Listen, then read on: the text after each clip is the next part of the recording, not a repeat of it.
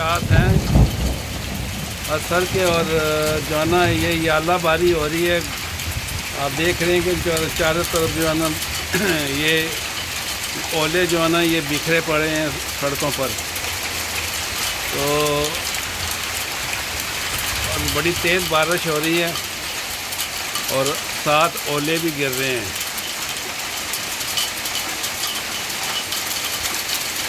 एकदम ये बारिश हुई है और साथ ये ओले भी हैं और ठंड भी है काफ़ी।